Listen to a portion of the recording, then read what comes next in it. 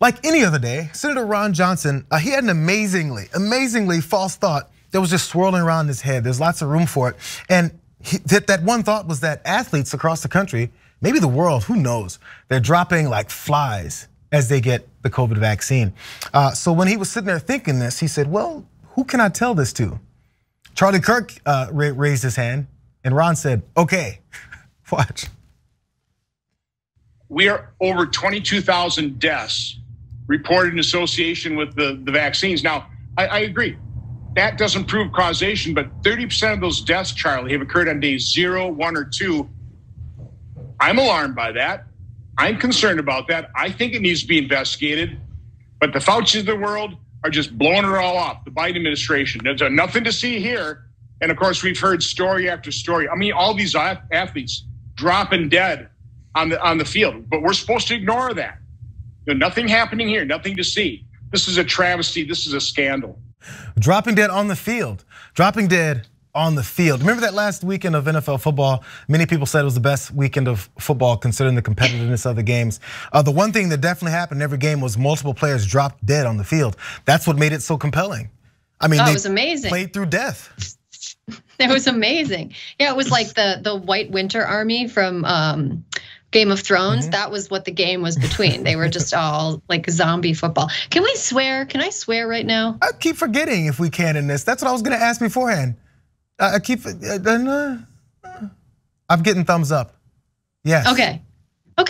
Ron Johnson is the dumbest in the Senate. He is so dumb. Like, and I was born and raised in Wisconsin, and so he's particularly embarrassing to me. Yeah, he's one of my parents' representatives, and the other senator is Tammy Baldwin. Like, what a land of contrasts, Like, she's one of the smartest people in the Senate, and he's literally the dumbest, and he's got some competition. I don't know there's something wrong with him. And I mean that, like, his brain is full of worms. Like, there is something wrong with Ron Johnson. And the fact that he is repeating these like message board caliber conspiracy theories kind of shows the extent to which misinformation and disinformation has made it all the way to the US Senate. Like, that's how bad it is. It's endemic now. It's more endemic than COVID is. True. I was thinking that it wasn't making it to the Senate, but they started there. Sorry, Lance, go ahead. Well, no, this was totally unrelated. The fact that you're like, oh, we can swear now just reminded me, I came this close to saying Tucker Carlson wants to M&Ms in that last segment. I did too. I had the line in my head and I was like, you're about to say it out loud. Don't do that. They told you not to swear. And then I actually did the filtration. So you're welcome, TYT subscribers. We got a couple of filthy mouth leftists on the show, and sometimes we just can't deal with it, you guys. But no, continue. So just a point about how this is spreading around, where Ron Johnson got this idea, by the way. It's been obviously, Johnson falsely told Kirk, as we heard just there, that 22,000 deaths are related to the vaccine, a number that appears to come from an inaccurate and misleading report from an anti-vaccine advocates that draws from an official public government database where anyone can report adverse health effects from the vaccines. Also, it's been spread on right-wing circles, as you can imagine. That's why he's doing this here. Previous lists of athletes who purportedly died from the COVID-19 vaccines have included people who hadn't died. Weird how that works. Or hadn't even gotten the vaccine. There have been no official reports linking the vaccines to heart issues in athletes, and multiple sports cardiologists have called the claims unfounded. Do you guys remember at the beginning of the pandemic in early 20, maybe mid 20, when a few people were getting affected? It was specifically, I remember Rudy Gobert from the Utah Jazz got it, and he made fun of it and then later apologized because he didn't realize the devastating effects of how it's affecting others. But every athlete that got it early on, before vaccines were available or even thought of for this, or hopefully nearing that, the commentary from people that were saying, hey, you guys, this isn't a big deal, it's just the flu. They were saying, look at these athletes. If you stay in shape, if you fatties lose some weight, and if you guys actually have a good cardiovascular system, you'll survive. Look at these athletes.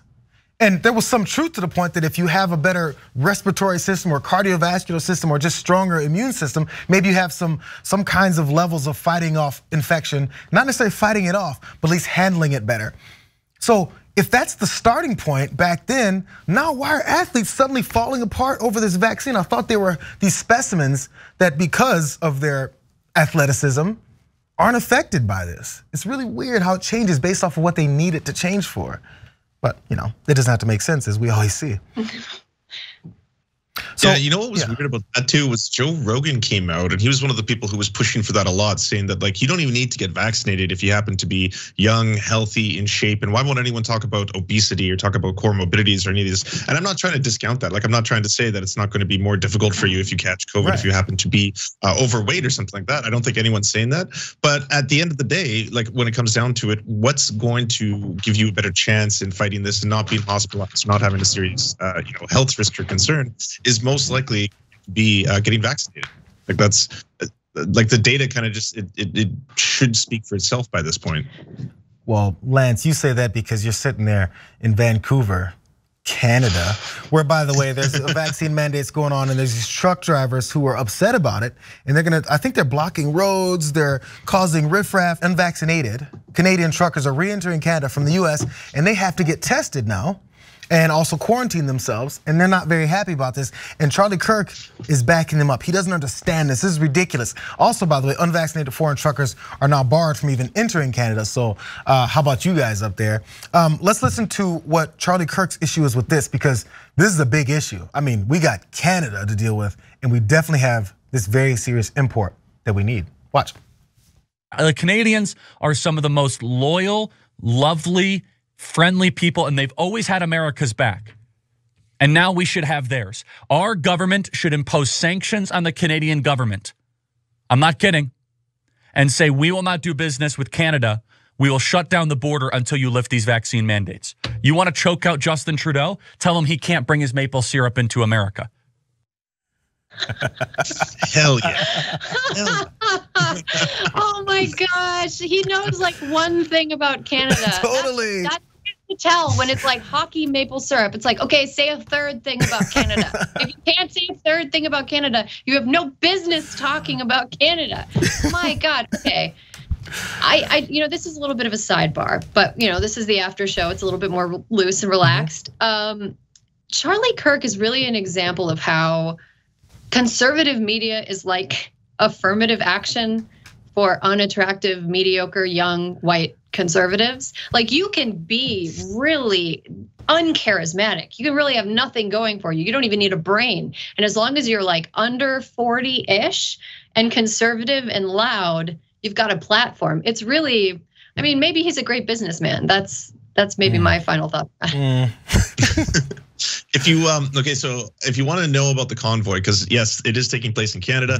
The Canadian Trucker Alliance has effectively disowned the truckers who are pulling it off right now, and they make up a very small minority. They're about 10% of the trucking community who is unvaccinated and are now doing this protest. But it's become part of the larger kind of like anti-vax, anti-mandate protests across Canada.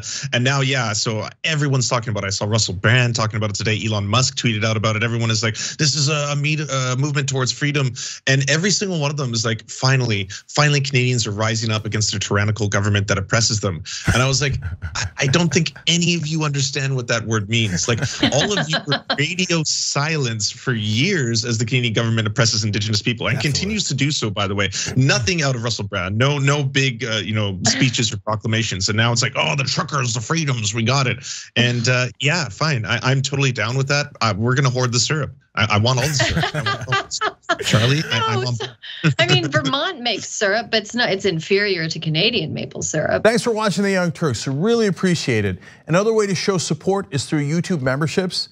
You'll get to interact with us more. There's live chat emojis, badges. You've got emojis of me, Anna, John, JR. So those are super fun. But you also get playback of our exclusive member-only shows and specials right after they air. So all of that, all you gotta do is click that join button right underneath the video. Thank you.